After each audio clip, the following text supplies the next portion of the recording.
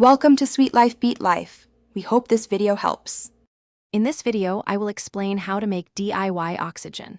We'll explore the basic principles behind generating oxygen at home, focusing on common methods and the materials you might encounter.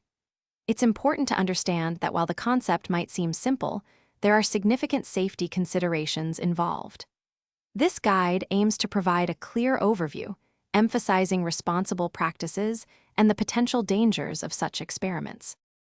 Two primary methods for DIY oxygen generation are often discussed. One involves water electrolysis, where an electric current, typically from a 9-volt battery, separates water into hydrogen and oxygen gases. You'll need an electrolyte, but avoid table salt to prevent chlorine gas.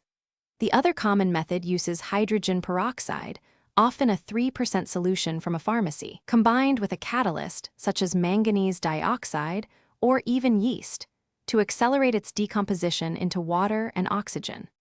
Safety is paramount when attempting any DIY chemical experiment. Always ensure you are in a well-ventilated area to prevent the accumulation of gases, especially hydrogen, which is highly flammable. Wearing personal protective equipment, such as safety goggles and gloves, is non-negotiable to protect against chemical splashes or unexpected reactions. Furthermore, never attempt to store generated oxygen in unapproved containers, as this poses a severe explosion risk due to pressure and flammability. It's crucial to understand that DIY oxygen generation carries substantial risks.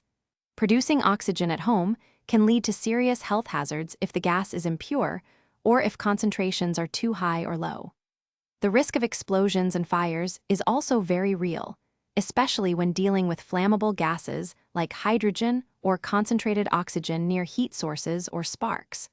Always prioritize safety and consider the potential consequences. For more deals and information, check out the links in the description below. Thanks for watching. Consider subscribing if we helped you.